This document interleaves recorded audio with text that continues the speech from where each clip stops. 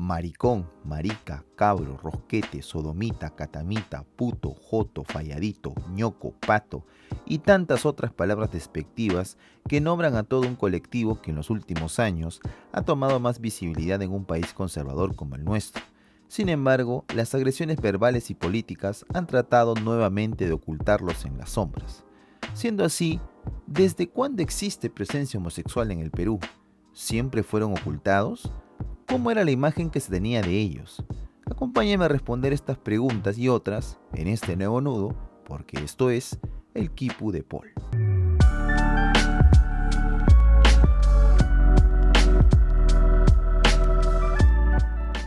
Si bien la palabra homosexual fue usada por primera vez en el siglo XIX por el escritor húngaro Karl Maria Kertbeny, al protestar contra las leyes discriminatorias que había en Prusia, la categoría gay es aún más reciente, pues surgió en la década de los 60 del siglo XX. No obstante, en el 73, la Asociación Americana de Psiquiatría eliminó la homosexualidad del Manual de Diagnóstico de los Trastornos Mentales y en 1990 lo hacía la OMS. Antes, la palabra que pretendía encerrar todos estos comportamientos era el de sodomía. A pesar que este término era polisémico y confuso, ya que no solo encerraba comportamientos homosexuales, sino cualquier atentado del placer sexual a todo lo que no tenía función de reproducción, y ello afectaba también a la relación entre hombres y mujeres que pretendieron saltarse la economía de la creación y la ley natural. El teólogo Santo Tomás de Aquino, en su obra Suma Teológica, que se tomó el tiempo para clasificar los pecados y los placeres venéreos, o sea, los que más degradan a la mente del hombre, estableció la lujuria contra natura, incluyendo incluso a la sodomía como un pecado nefando, innombrable, aborrecible y por supuesto abominable incluso de pronunciar. A pesar de las discusiones canónicas y sociales, la sodomía era conocida y tolerada en varias sociedades, en parte la nobleza misma y también dentro de sectores populares, pero con un seguimiento judicial. Los juicios que llegaron a ocurrir en Europa, por ejemplo en Suecia entre 1635 y 1754, que se hicieron a cerca de 1500 personas que fueron acusadas de bestialismo, solo 8 finalmente serían juzgadas de sodomía e incluso serían absueltas del cargo al cual se le acusaba. El estigma de haber cometido sodomía era tremendo. Por ejemplo, la Inquisición portuguesa llegó a compilar 2 grandes libros con 4.400 nombres de todos los acusados por este delito entre 1587 y 1794. Ese estigma realmente era notorio, por eso el nombre iba a quedar grabado para la posteridad. Los castigos para un sodomita podían variar, desde azotes, multas o penitencias religiosas, o la prisión, la pena de las galeras, destierros, confiscación de bienes o, en extremo, la muerte. Un sodomita era un objeto de lujuria, incapaz de controlarse y que se había abandonado a los vicios corruptores, una amenaza que debía siempre señalarse. En el caso del antiguo Perú era diferente. Se habla de ciertos comportamientos homosexuales, en especial en la zona norte, donde se desarrollaron las culturas moche y chimú. Sin embargo, este respondía a un criterio ritual aceptado comúnmente, donde hombres se vestían con ropas femeninas para mantener un orden cósmico dentro de un ritual político y religioso. El cronista Pedro Cieza de León describe una cuestión más sobre la función de estos, entre comillas, travestidos. En cada templo adoratorio principal hay un hombre o 2 o más, según el ídolo, los cuales andan vestidos como mujeres, desde el tiempo en que eran niños y hablaban como mujeres y en su manera, traje y todo lo demás remendaban a las mujeres. Con esto, casi por vía de santidad y religión, tienen las fiestas y días principales su ayuntamiento carnal y torpe, especialmente con los señores y principales. Sumado a esto, el Inca Garcilaso también intentó describir aparte a los incas como muy duros contra las prácticas sodomitas, debido a que la intención de este era mostrar a una sociedad inca moderna ante los ojos europeos, debido a que los hispanos solían acusar a las poblaciones indígenas de sodomía para justificar la guerra de conquista contra ellos y señalar su inferioridad. Hay que recordar también que los cronistas reflejan los prejuicios de la época y sus descripciones suelen estar influidas de ellas mismas. La represión impuesta durante el virreinato era notoria contra cualquier intento de violar la normalidad masculina. Según el historiador Pablo Macera, las prácticas sodomitas solían afectar más a las clases populares que a los dominantes, existiendo incluso ante ellos tolerancia. Las sospechas o riesgos de ser sodomita solían empezar con el uso, por ejemplo, del cabello largo, como las quejas del arzobispo de Lima en el siglo XVII que recoge la historiadora Fernanda Romero, que mencionaban el escándalo que le produjo al ver a los clérigos limeños y que estos no se afeminen con mechones, melenas y otros abusos de sus cabellos, o causando escándalo con este daño superfluo y mujeril. Otro momento sodomita era vestir ropas de mujeres e imitar sus formas. La historiadora Celia Soto encontró que una práctica normal era siempre esta. Incluso estas personas usaban nombres de mujeres de la alta nobleza para distinguirse como códigos de identidad, tales como Marquesita de o Doña Fulanita de. Un caso que refleja este travestismo, entre comillas, sería el del sastre de casta china Francisco Pro, del año 1803. Detenido en Lima por salir vestido a las 4 de la tarde con saya y manto, que era una de las vestimentas que usaban comúnmente las famosas tapadas limeñas. Y que a pesar de que él niega las acusaciones, fue humillado, paseado con el traje por toda la ciudad como una manera de escarmiento. A pesar de ello, es un caso importante debido a que fue encontrado infragante y no oculto, y además muestra una actitud transgresora donde también se reta la normalidad heterosexual de su época al mostrarse con trajes que no correspondían a su género.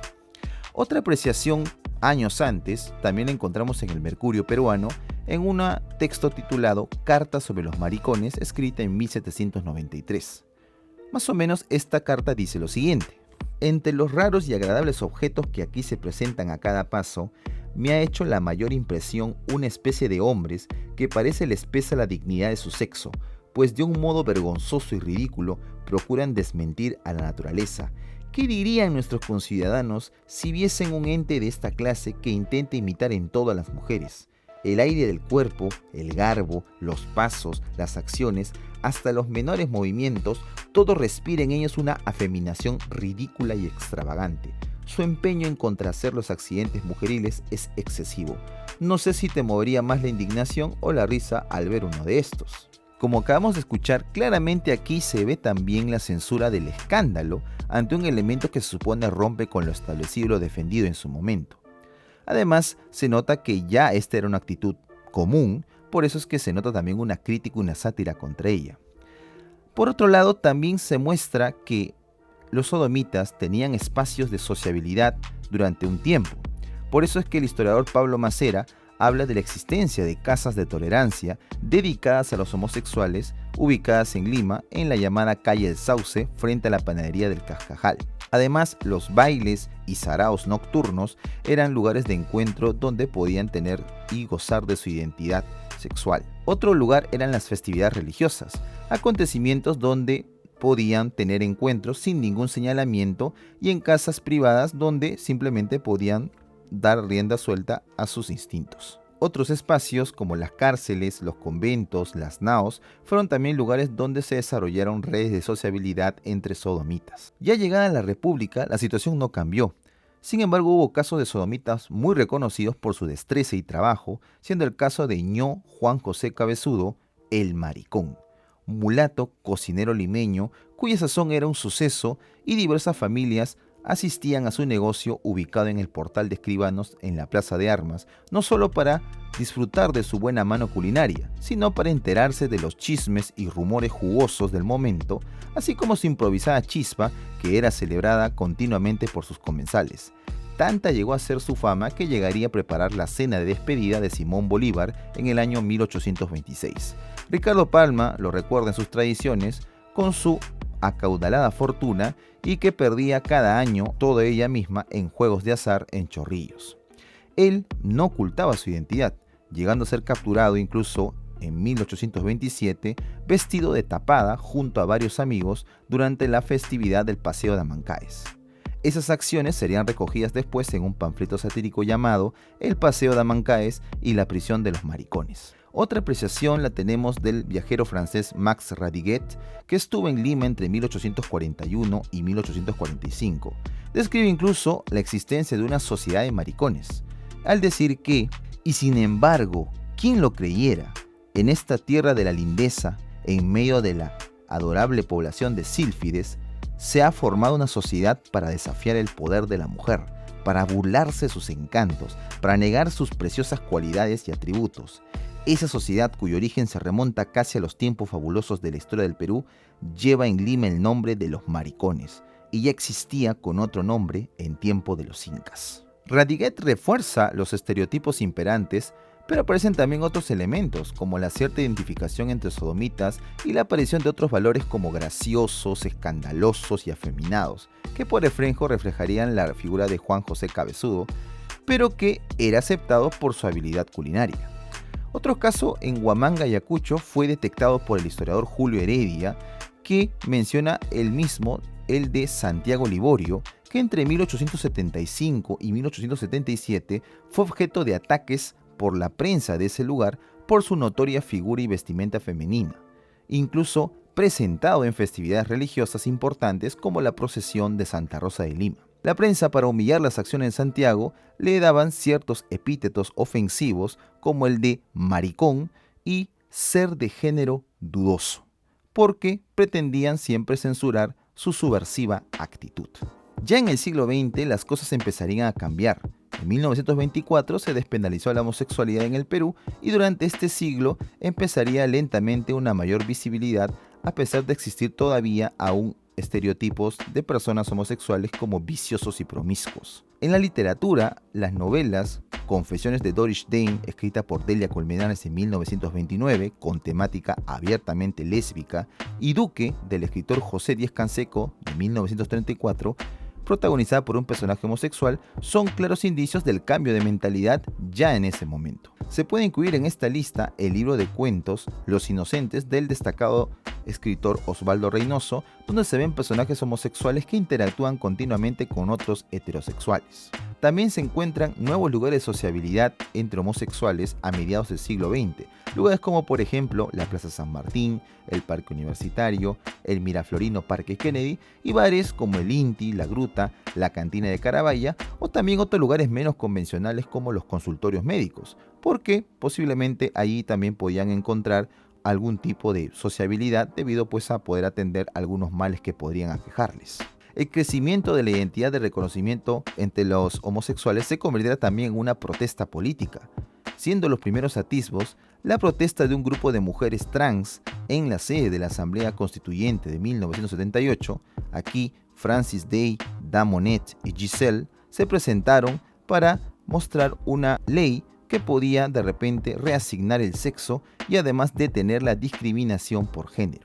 Asimismo se suma la aparición del movimiento homosexual de Lima, el MOLE, en el 81, y la primera celebración del Día del Orgullo LGBT en Miraflores en 1985 en el Teatro La Cabaña.